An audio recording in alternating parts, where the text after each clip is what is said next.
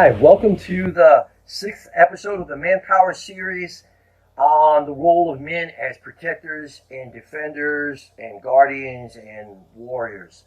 One of the things that we guys have to confront is that in the time we're living in, a very sanitized image of men has been spread around. You hear some of the speakers throughout this series that join in conversation with me also lamenting that fact. And I don't want to beat it to death here, but every man has within him the part of who we are. We are the defenders and protectors of the tribe, of our families, and of our tribe in general. And I want to invite every man who's watching this at any age to explore how alive is that inside you. And one of the reasons why that I think a lot of people hold back on that side of them is that some of the men in the past have taken that fierceness of our male energy, of who we are as men, and have abused that power. Have, in effect, not been a warrior for good, but just using our power for selfish means, and to dominate women and children, and dominate and oppress people of all kinds. And because men have done that, there's this whole push to, create an image of men which is kind of harmless. And so either extreme is no good. Men aren't men as long as we're wimps, and men aren't men when we are being responsible for all the heartache and tragedy in the world because of abuse of our power. So I want you to really, if you find this angle of manhood something that you never really thought about, or even is, grading up against you in some way, to really be willing to consider this. Okay, to see yourself as a warrior. Maybe the reason you've never been able to see yourself as a warrior is because maybe you've never had a king worth serving. Once you see and embrace Jesus as your king, that's my king. This is the king of the universe. This is the savior of the world, and who died for me, and who is the ruler of everything, and I serve him the way a warrior would serve their king. And that's a very noble awakening within a man. And it could really change a lot of things for you. And again, there's nothing about brutality in this. Okay? There's nothing about women as a secondary, position in life. Okay? This is about just truly celebrating and being the man that you are. Now, as you go about this, I want to invite you to just really look at St. Joseph. Who is certainly a model of this. I mean, there's no incident in the Bible where, he wields a sword and conquers his enemies, but he is a faithful man of God, and he is a protector, and he is a defender. And my God, I mean, he saves literally, he saves Jesus as a baby. That's why St. John Paul II called him the guardian of the Redeemer. Because you may or may not know the story, but King Herod was threatened by Jesus' birth. And he was threatened by anybody who would be a danger to his own kingship of the world, and or that area. And God could have swooped in and saved Jesus any way he wanted. He could have made angels, like scoop him up and get him out of Dodge. Okay? But he chose to work through a man. Who worked with a man who committed his life to the Mother of God and the Son of God, and worked through him, knowing he'd be faithful. And he would get up in the middle of the night and, just leave and go to a foreign country where if you really let yourself feel exactly what he did, it's kind of mind-boggling.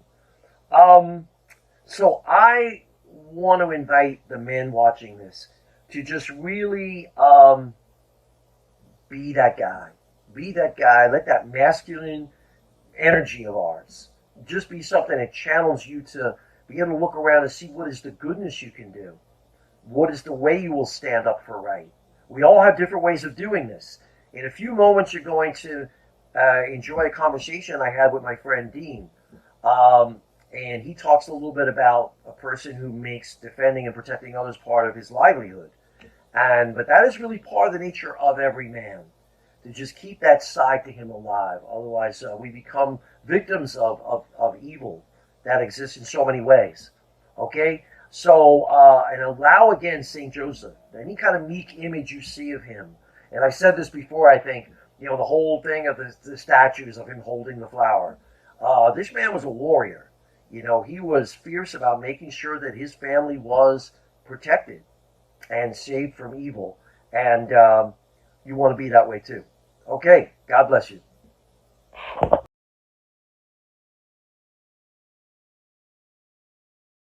Hey everybody, thanks for tuning into the Manpower video on the role of a man as a warrior, a protector, a defender, a guardian.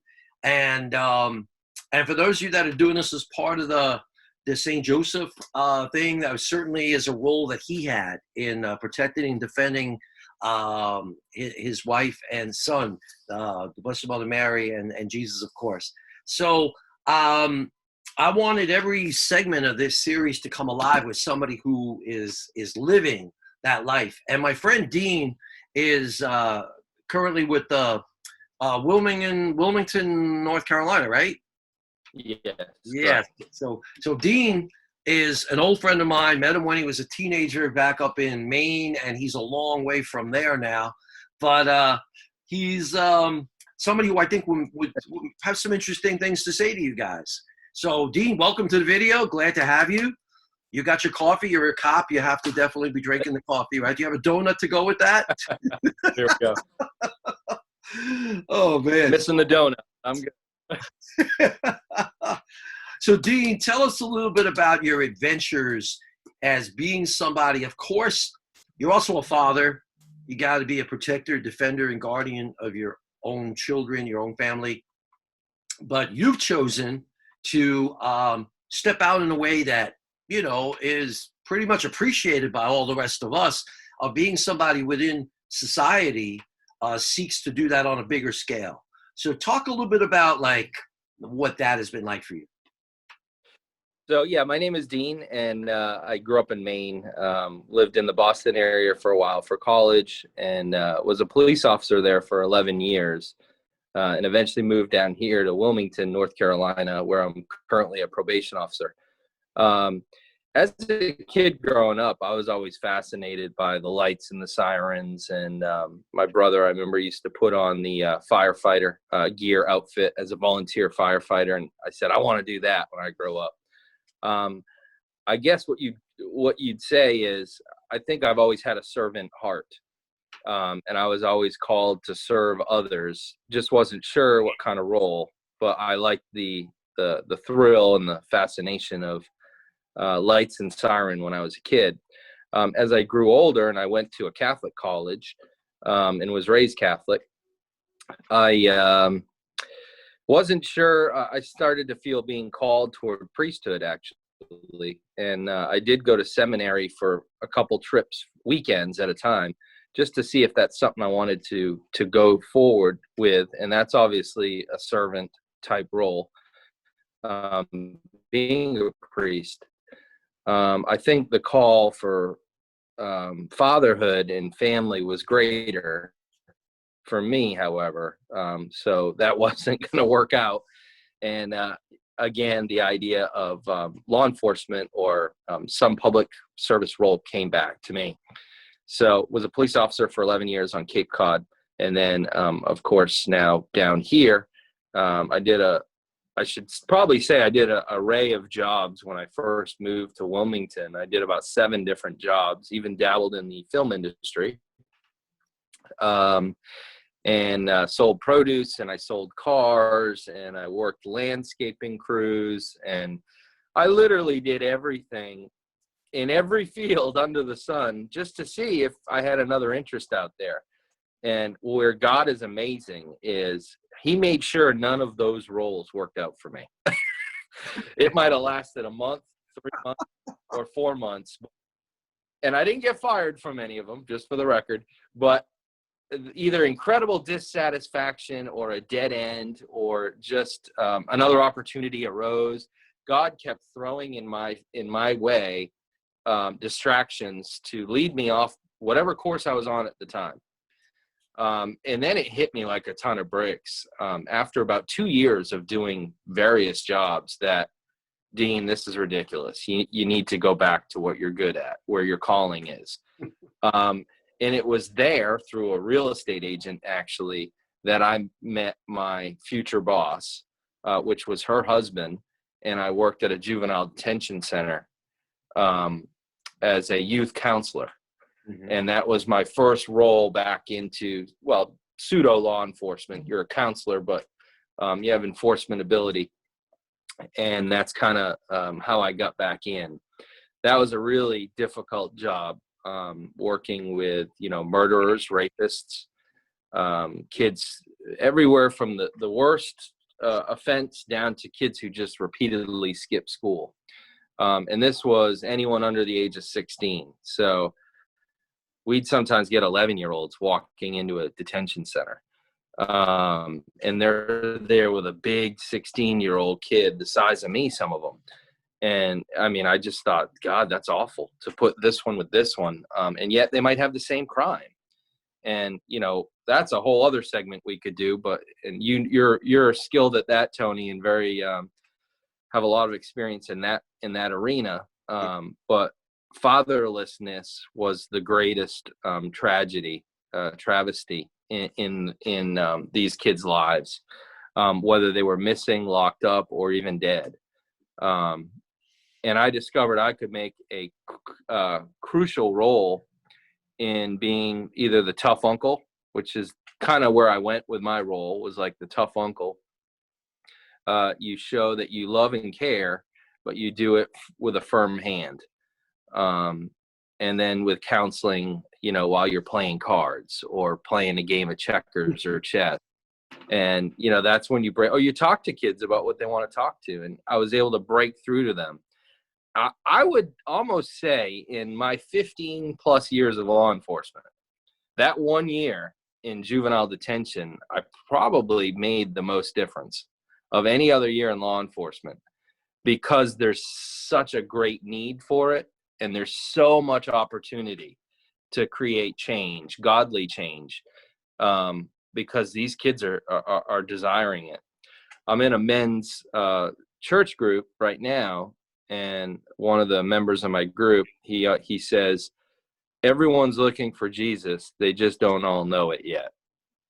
And I believe that. When we're looking for fulfillment in our lives, that's what we're looking for. And that can come in the form of a father, if you don't have one, like 95% of these kids in detention. Yep. So that was an amazing role, but clearly high burnout.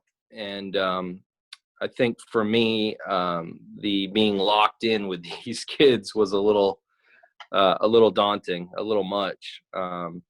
So I decided, I felt called to other avenues, and that's when I became a probation officer for adults. But I also worked with kids, and I have up until recently worked with kids on the adult side of probation, so 16 years plus. And so they're in high school, but on adult probations. They're in kind of a scary world, held to a very high accountability. And they need someone who can talk to them on their level. And I was right fit for the job, coming from detention.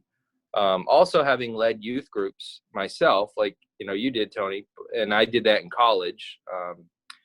I was a leader of a confirmation team in college, and we would go out to high schools and do their confirmation retreat. Mm-hmm. I mean, I have a vast array of working with kids, and I used all these experiences in my current role. And I still do today, and I still have young offenders, as well as some mental health folks on my caseload. And if you really think about it, some of those folks are a lot like kids. They need help. They need extra help. They might be on a mental level of a child or of a juvenile, and they have difficulties like children do. So, everything I've done, I feel like God has set me up for and perfectly led me to where I am today. And without God, none of this would be possible. I also believe that I wouldn't be as effective if I didn't have the faith I do. And you and I have talked before, Tony, but law enforcement isn't the most well-liked profession. We're always in the news. There's always something negative being, thrown at us. And that is not the true picture of the majority of law enforcement.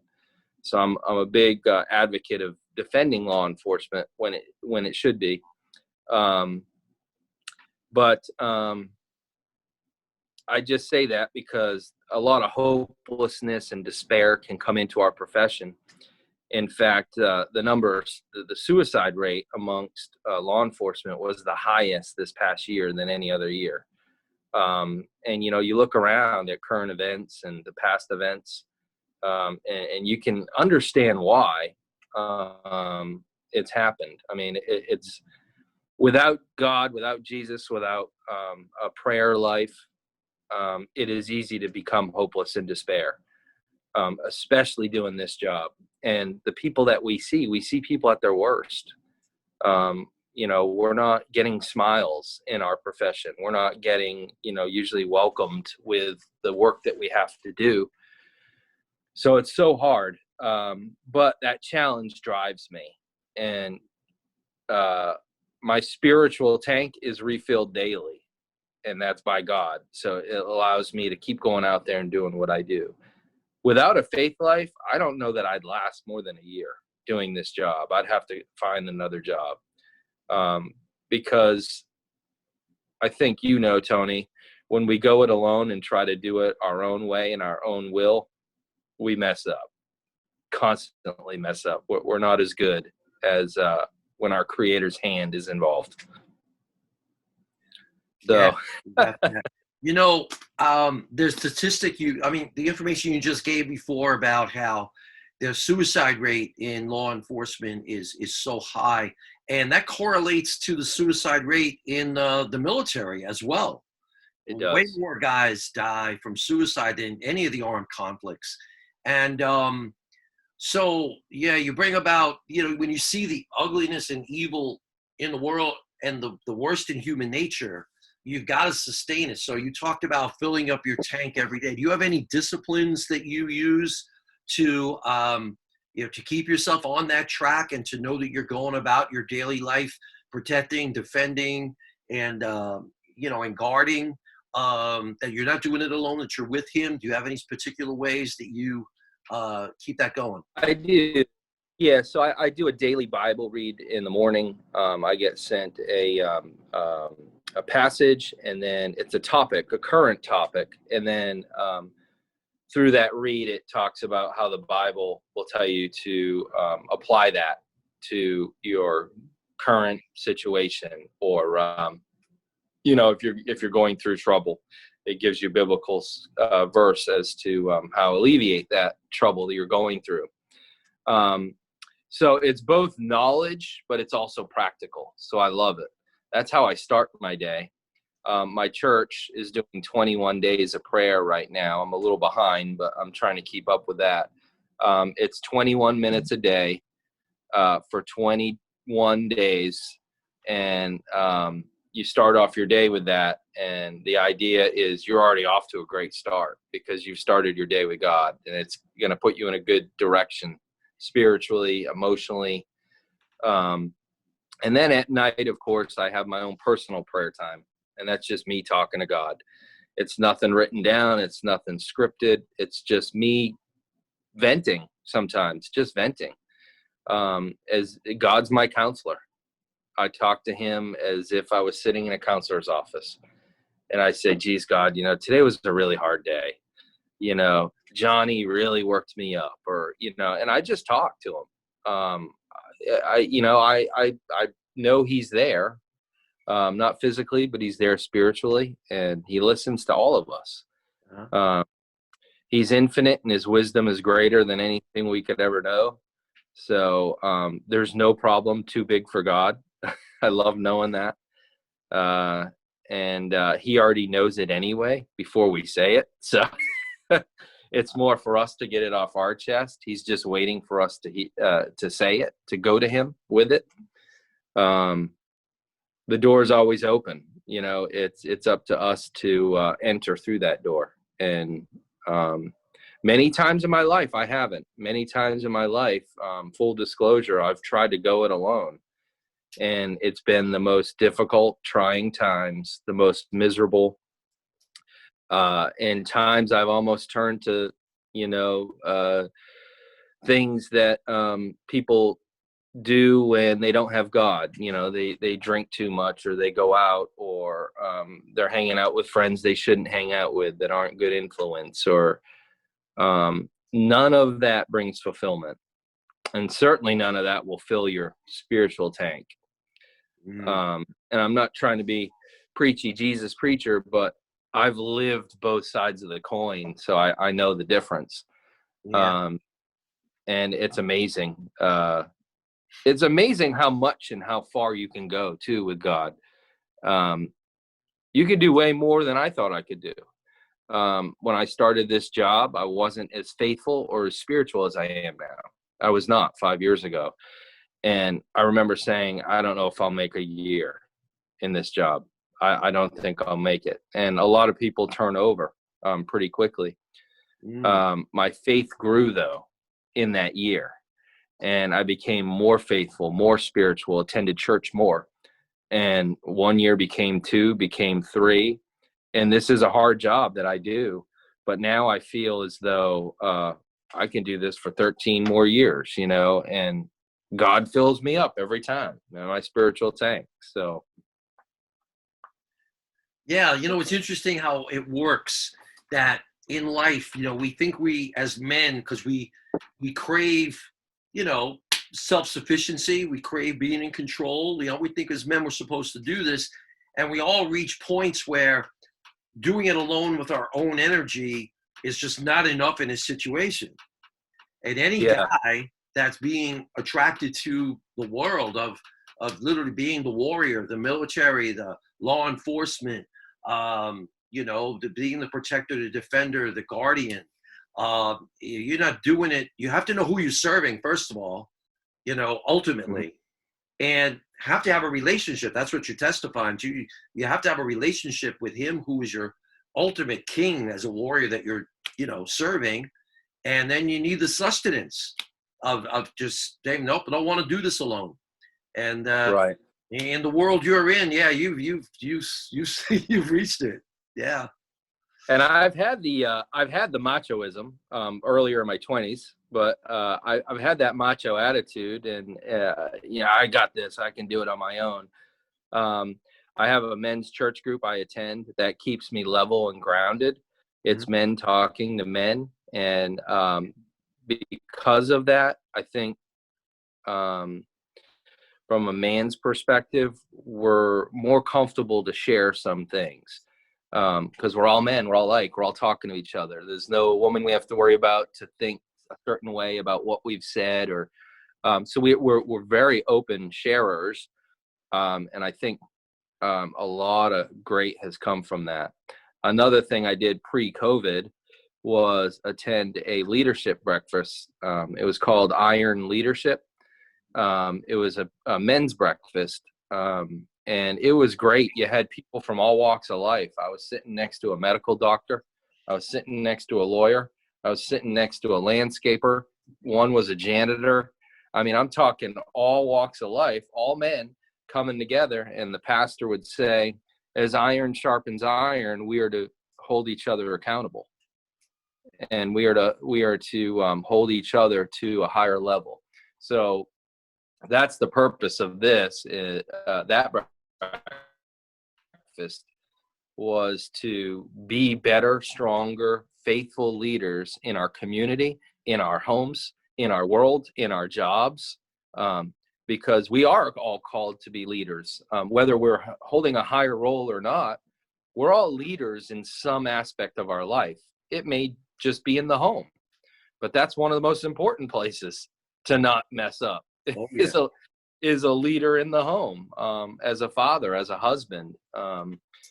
So that breakfast was great. And I hope it starts again one day when we get through all this mess, but I find that the more you get involved through your spirituality and your faith, the more grounded you'll become, the more you'll feel like a warrior, even if you don't think you are, because you can go farther, you can do more, and you have more energy and fuel in your tank. Right. My pastor now says, when you read the Bible, you get into it, it gets into you. And that can't be, there's no more better truth, I think, than that.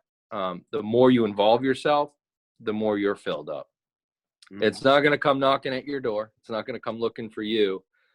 And regardless of what role you have in life, I think choosing the first step to become more spiritual in whatever way works best for you or your personality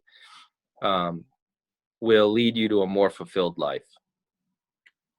Man, you said a lot. Thank you for testifying how, which I didn't even think we'd get into in this particular segment, but you spoke so beautifully of it, the importance of men keeping each other on track, how important it is to have a band of brothers who are striving to be men of God, and whether it's an accountability partner or an accountability group, a group that's going to just try and, bring out the best in each other and keep each other on track is so important.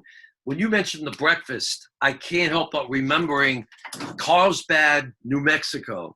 I would go there every February. They have the men's breakfast.